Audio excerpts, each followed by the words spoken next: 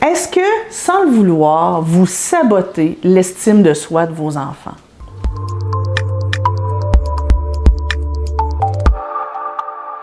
Bonjour, mon nom est Nancy Doyon, je suis votre coach familial et c'est l'heure de votre capsule SOS Nancy. Vous savez, j'ai hésité beaucoup avant de vous parler de ce que je vais vous parler là, parce que la dernière chose que je veux, c'est que vous vous sentiez coupable. Parce que la culpabilité, j'ai la croyance profonde que ça fait grandir personne. Mais en même temps, il faut que je vous remette en question sur quelque chose. Dernièrement, j'ai participé à beaucoup de salons, de colloques, au Salon du livre aussi de Québec. Et plusieurs parents sont venus soit me présenter leur enfant ou me parler de leur enfant. Et je trouve ça triste comment, dans certains cas, la façon de parler de votre enfant peut vraiment nuire à son estime personnelle. Première chose dont je veux vous parler, attention à ne jamais définir votre enfant par sa difficulté. Par exemple, dire « Ah, ben lui, c'est mon opposant. Elle, c'est ma tête de lune. Lui, c'est mon TDAH. » Vous savez, moi, j'ai ça, un TDAH chez moi.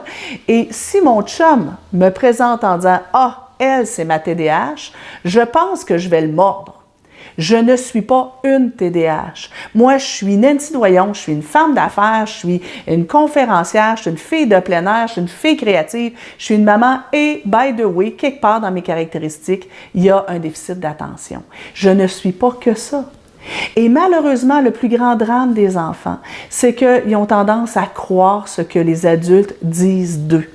Et si un enfant se définit par sa difficulté, par son TSA, par son trouble de langage, bien, il risque de croire qu'il n'est rien d'autre et qu'il ne peut rien d'autre.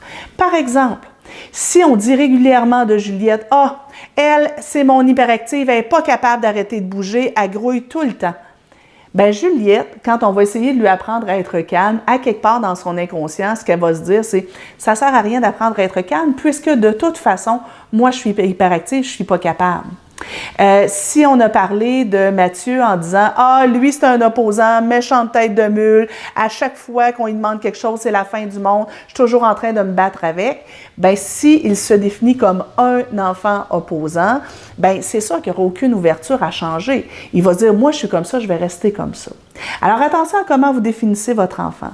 L'autre élément dont je veux vous parler, c'est de quelle façon est-ce que vous parlez de vos enfants quand leurs oreilles ne sont pas trop loin.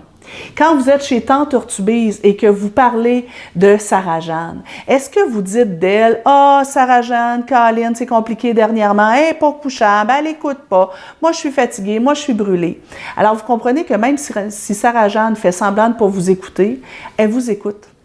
Et ce qu'elle risque de comprendre, et là attention, âme sensible, elle risque de comprendre qu'elle est dérangeante dans votre vie.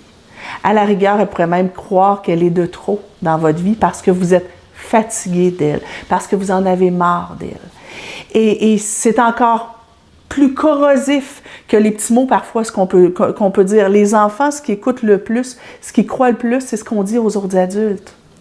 Alors attention, si vous avez besoin de vous confier, si vous avez besoin de parler de comment c'est difficile au quotidien avec votre enfant, faites-le quand il n'entend pas, quand il n'est pas là pour écouter. C'est hyper important. L'autre élément aussi, c'est faites attention à ce que vous dites directement à votre coco. Quand vous êtes fatigué, que vous leur dites des trucs comme « je ne sais plus quoi faire avec toi, je suis fatigué, tu me pousses à bout, etc. » L'enfant croit ça aussi. Parents, vous mettez énormément d'énergie à motiver vos enfants à changer ce qui est difficile avec eux, à avoir un bon comportement. Attention à ne pas saboter vos efforts en laissant croire à l'enfant qu'il est une mauvaise personne.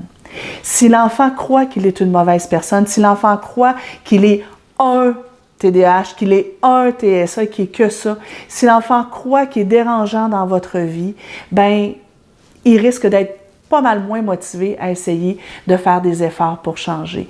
Et le problème, en bout de ligne, ce sera surtout son estime personnelle. Pensez à comment vos propres parents vous définissaient.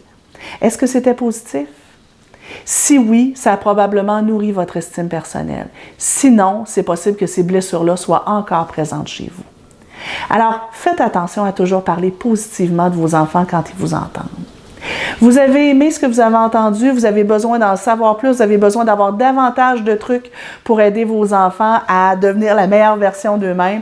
Bien, je vous invite à vous abonner à ma chaîne YouTube et aussi à faire partie de mon groupe Facebook. Allez sur SOS Nancy, cliquez j'aime et vous allez recevoir un paquet de trucs et de stratégies pour être un meilleur parent. Bye bye!